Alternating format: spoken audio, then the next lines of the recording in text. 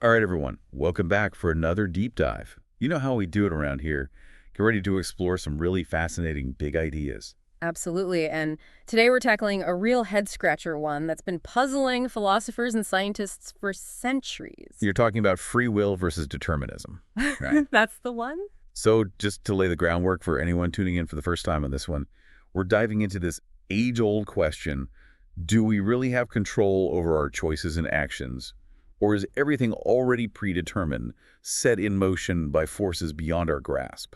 It's a question with huge implications for how we understand morality, justice, even our everyday lives. If everything is predetermined, does that mean we're not truly responsible for our Like, actions? like if I eat that extra slice of cake, Hmm. is it really my fault, or is it because of my genes, my upbringing, the laws of physics? Precisely, those are the kind of mind-bending scenarios we'll be grappling with today. Okay, so let's start with team free will.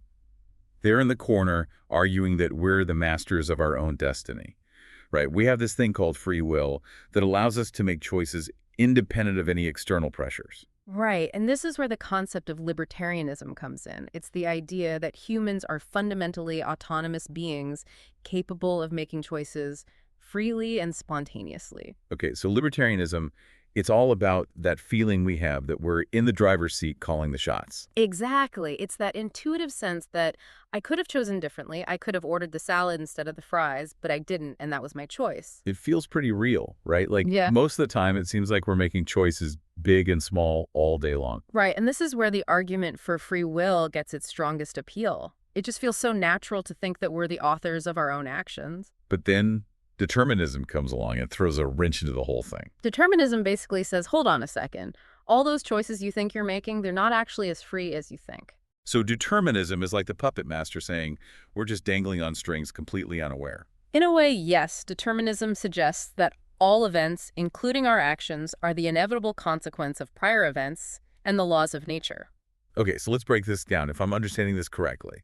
Determinism means that every decision I make, from what I eat for breakfast to the career I choose, is already predetermined by factors like my genes, my upbringing, and even the laws of physics. That's the gist of it, and it gets even more complex when you consider things like social conditioning, cultural influences, all these unseen forces shaping our thoughts and behaviors. Okay, so let's say we go all in on team determinism. Doesn't that kind of undermine the whole concept of moral responsibility? Like, if we're not truly in control of our actions, can we really be held accountable for them? That's a huge question that philosophers have been debating for centuries.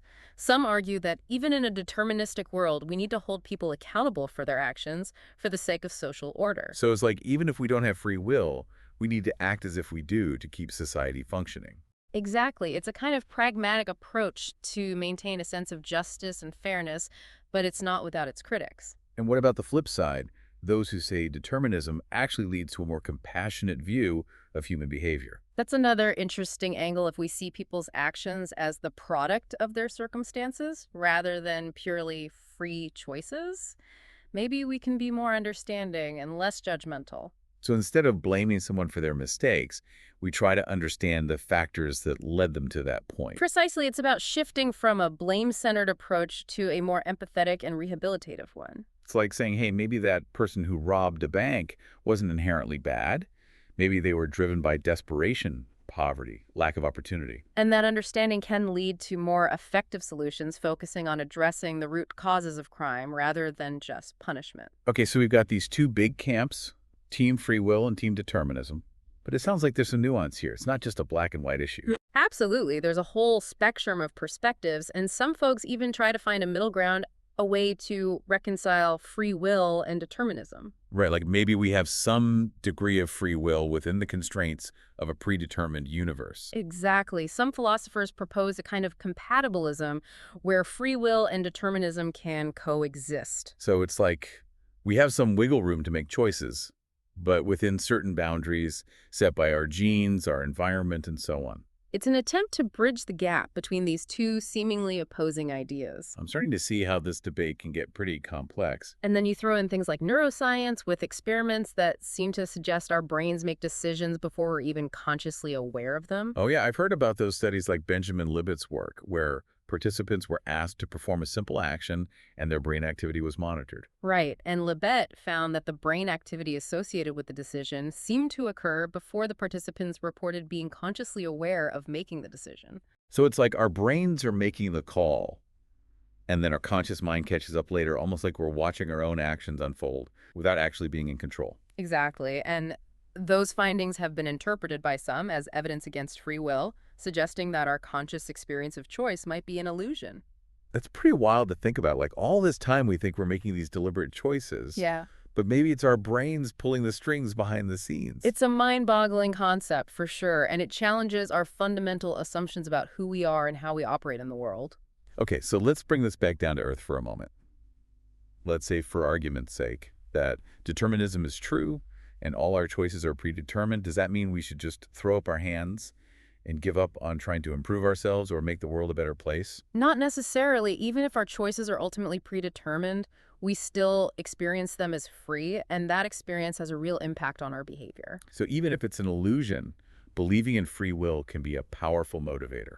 Exactly. If we believe we have the power to choose, we're more likely to take responsibility for our actions and strive to make choices that align with our values. So in a way, believing in free will can become a self-fulfilling prophecy. Precisely, it can shape our actions, even if those actions were already predetermined in some grand cosmic sense. So even if it's all a grand illusion, maybe that illusion is actually crucial for a functioning society. It's a fascinating paradox, isn't it? And it highlights the complex interplay between our beliefs, our actions, and the underlying nature of reality. All right, so we've covered a lot of ground here. Free will, libertarianism, determinism, neuroscience. It's a lot to wrap our heads around. Absolutely. It's a topic that delves into the deepest questions of human existence. Who are we? What controls our actions? And what does it mean to live a meaningful life? And for listeners who are eager to dive even deeper into this rabbit hole, we've got some great resources for you. Check out the works of philosophers like Robert Caine, Daniel Dennett, Sam Harris. They've all wrestled with these questions in fascinating and thought-provoking ways. They offer a wide range of perspectives on this enduring debate. And to leave you with a final thought, to ponder, what if you could know for certain whether or not you have free will? Would you want to know, or would you prefer to live with the mystery? It's a question worth considering. How might that knowledge change your outlook on life, your choices, your interactions with the world? It's something to chew on as you continue your own exploration of this endlessly fascinating topic. Thanks for joining us for another deep dive. Always a pleasure. We'll see you next time. Until then, keep questioning, keep exploring. And remember, even if it's all predetermined, it's still one heck of a ride. Absolutely. All right, we'll see you later. Take care.